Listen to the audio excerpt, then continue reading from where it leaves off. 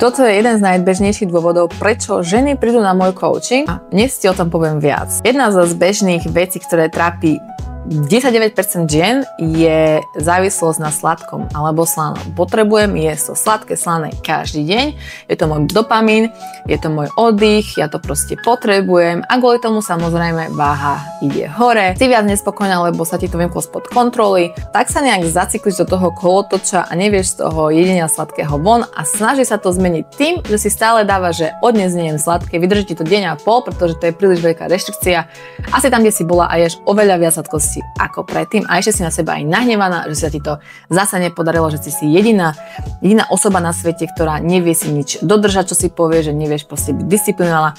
Pritom sú milión dôvodov, prečo máš tie chute na sladké intenzívnejšie počas dňa a ja ti teraz poviem, aké to dôvody sú a ako pomáham ženám na mojom coachingu prekonávať chute na sladké alebo množstvo sladkostí počas týždňa. Poďme na to.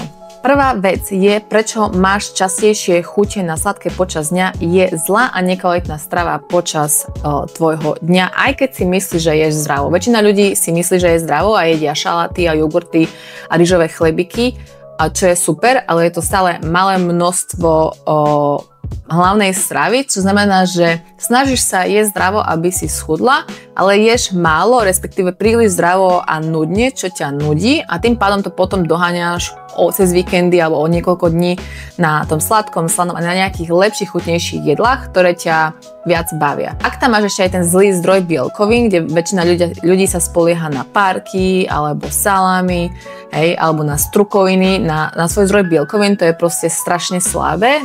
Chýbajú ti kvalitné zdroje bielkovín, ktoré sú tie, ktoré ťa najviac zasítia, ako mäso, vajca, šunka, syry, tvarohy, ale v prevahe počas svojho týždňa, nie raz počas týždňa a tým pádom máš potom väčší apetít a keď máš väčší apetít, s tým je samozrejme spojené, že máš väčšie chute na sladké a slané, lebo keď máš väčší apetít, nikto nemá chuť zjesť brokolicu s kuracím mäsom však. Ďalšia vec je, že riešiš sladké ako tá tvoja záchrana a dopamín, lebo si v strese, lebo máš nervy, lebo máš toho veľa, lebo prokrastinuješ, lebo sa nudíš, lebo deti ťa nasrali, máš milión výhovoriek, prečo musím siahnuť na to sladké, aby ťa to ukľudnilo, čo je pravda, to sladké ťa ukľudní v danom momente, ale rovnako by ťa ukľudnilo dýchanie.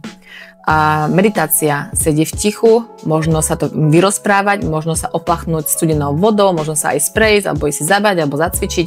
Milión ďalších spôsobov, ako sa ty vieš ukľudniť, len si volíš to ukľudnenie skrz sladkosti. Čiže tu si treba uvedomiť, že ty máš stále voľbu, čo si veľa ľudí neuvedomuje, lebo idú na autopilota, ale keď si začneš všímať, že ja mám v každej situácii voľbu, či si zvolím to sladké, ktoré ma ukľudí na 3 sekundy a potom budem mať výčitky, že som ho zjedla, a aj tak stále sa vlastne nič nevyriešilo v tom živote a mám stále nervy, alebo si zvolím niečo, čo mi mentálne padne vhod a keď napríklad idem na tú prechádzku alebo na ten beh alebo dám si to dýchanie, väčšinu času, keď sa ukľudníš takto, tak aj príde ti do tej hlavy nejaký spôsob, ako danú situáciu vyriešiť, alebo sa potom budeš vedieť ako keby pozrieť na tú situáciu cez nejaké nové oči, ako keby nový pohľad a budeš ju vedieť vyriešiť úplne inak a ľahšie. No a posledné je to mylné presvedčenie, že to sladké je tvoja závislosť. Hlavne kvôli tomu, že to je tvoje jediné potešenie v tvojom živote. To znamená, že ak si sa zasekla v tej istej rutine, čo je úplne normálne u ľudí, zaseknú sa v tej istej rutine práca, domácnosť, rodina, tak veľakrát tie ženy nevedia kudy kam a začnú proste jesť to sladké, alebo piť ten alkohol, alebo jesť to slané, ako to tvoje jediné potešenie počas svojho života. Bolo by super nájsť si niečo, čo ťa baví a nemusí to byť zrovna pohyb, môže to byť hocičo, môže to byť čítanie kníh, môže to byť nejaký krúžok, maľovanie, môže to byť, že idem proste, ja neviem, starostlivosť o seba na masáže, niečo, čo ťa natne, alebo turistika a zaplniť si ten mesiac, nielen práca, domácnosť a deti, ale nejaké aktivity, ktoré ťa fakt natchnú zo tvojho srdiečka, aby keď si tak predstavíš, keď ješ na dovolenku, tak nemáš takú chuť sa predať na dovolenke, ako keď si doma, pretože máš nasýtené tie proste dopaminové centra z toho všetkého, čo sa tam vidíš, čo je nové, čo zažívaš a tým pádom niekedy prejde deň a zrazu si ani nejedla, ani ti nepríde. Lebo žiješ život. Čiže to odporúčam prenášať tvoje dovolenkové aktivity, ktoré ťa bavia do svojho bežného týždňa a bežného dňa. Určite teda odporúčam, tak ako to riešime so ženami na coachingu, istým dňom s tou stravou a jesť tak, aby si mala stabilnú hladinu cukru v dňa. To znamená, že chceš mať v prevahe v raňajkách, obede a večere nejakú bielkovinu, nejakú vlákninu, zeleninu, hej, a ten sacharid v tom správnom pomere. Čiže ak si naberá, neviem, syrové cestoviny, tak je tam proste veľa sacharidov, ktoré ťa vedia rozbiť a môžeš mať po obede väčšie chute na sladké.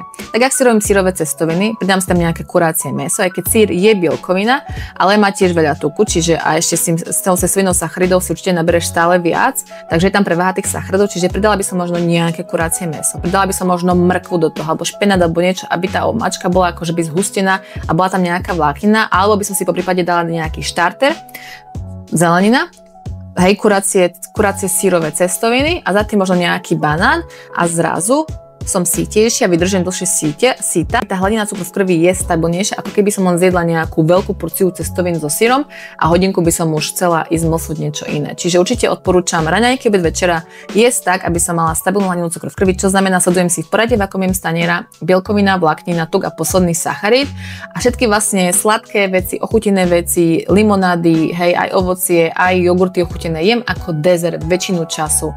Hej, môže sa inšpirovať videom o cukre, kde tam presne vysvetľujem 10 typov, ako jesť cukor, aby si mal čo najmenšie chute. Ako môže sa aj pozrieť na denné meníčko, kde sú nápady na jedlá a tam vysvetľujem presne, ako jesť raňajky, obed, večere, aby si mala stabilnú hladinu cukru v krvi počas dňa. Ďalšia vec je uvedomenie si svojich spúšťačov a postupne sa v každej situácii si začínať uvedomovať, že ty máš voľbu sa rozhodnúť, či si dáš to sladké, alebo ideš urobiť niečo inak. Určite by som si dopredu pripravila nejakých možno 3 veci, ktoré by si skúsila, či to je dýchanie, či to je, že sa zatvorím do kúpeľne a dýcham proste, hej, alebo idem proste si opláchnuť tvár čerstvou vodou, alebo alebo si dám nejaký stretching, alebo sprch, alebo niečo. Skúšať, čo to je, zmeniť pozornosť, lebo to väčšinou prejde to sladké, hej. A stále si potom povedať, že mala som chuť na sladké, prešlo to, neumrem od hladu, jedla som, budem jesť ďalšie jedlo večeru, alebo ďalšie jedlo raňajky, alebo ďalšie jedlo obed a viem to vydržať, dám si možno banán, dám si možno mrkvu, dám si niečo iné, dám si vodu, dám si čaj, zamestnám tú hlavu nejako inak. Prispôsobiť si prostredie, aby si nezliehla. Ak máš tonúke, keď si doma, budeš do nich chodiť, hlavne ak ich ješ často a nevieš ich prestať jesť, hej. A ak máš doma deti, je to super výhovorka, že deti do toho chodia, ale kto je pán v tej domácnosti? Ty či deti? Ty to úplne kľudne môžeš zavrieť, odniesť niekam, zmeniť tú poličku, povedať aj tým deťom, jeme dosť menej sladkosti, alebo im dať proste jednu sladkosť na 2 dni, hej, že máš horálku, keď ideš do školy každý druhý deň, nie každý deň a si dám si to s ovocím. Naučiť aj tie deti nebyť závislé na tom sladkom. Začať postupne hovoriť nie na iné veci počas svojho týždňa, aby si postupne vybudovala to sebavedomie v sebe samej, hovoriť nie a potom to budeš vedieť aplikovať aj pri tom sladkom, čo ti vlastne teraz nejde, hej. Čiže, či to je, keď ti mamka alebo babka nakladajú dupľu, tak povieš, hej, tú druhú porciu nie ďakujem, alebo keď si ti chcú naložiť tú prvú, nie ďakujem, ja si naložím sama, hej. Alebo nie ďakujem, neprosím si, keď si niekde na oslave, hej, alebo keď idete niekde s kolegyňou, alebo keď idete večer na drink, alebo keď muž niečo chce, hej. Nie, cez ten týždeň na iné veci a potom, keď sa ich sama budeš chcieť tú horálku, bude sa ti ľahšie hovoriť nie samej sebe. Odporúčam. No a posledná vec je nájsť potešenie v bežných veciach, nielen sladkom. Je milión vecí počas tvojho dňa a týždňa, ktoré by ťa mohli baviť. Môže to byť normálne jedlo, hej, máš nejaké výživné raňajky, obedy, večere, ktoré ťa bavia a nemusia to byť zrovna kalorické bomby, proste nájsť aj potešenie v týchto veciach, nájsť potešenie v tom, že si idem zacvičiť, že idem von a je pekne a svieti slnko, alebo že vidím prírodu, alebo že stretnem niekoho, s kým som dlho nebola. Naplňovať tie dopaminové centrá z iných vecí ako len tie sladkosti. Čiže to je to, čo vlastne radím aj ženám na mojom coachingu a postupne krok po kroku si tak vedia odbúrať tú závislosť na tom sladkom a najdôležitejšie uvedomenie je, že proste to sladké, tie chute na sladké budú počas toho mesiaca, niekedy viac, niekedy menej. Nebude to, že už nikdy nebudeš mať sladké, ale dôležité je, ako sa k tomu postavíš a ako sa rozhodneš, či si to sladké dáš alebo nie a tam je tvoja sila. Čiže dúfam, že ti toto videjko padlo vhod a vidíme sa pri ďalšom. Čau.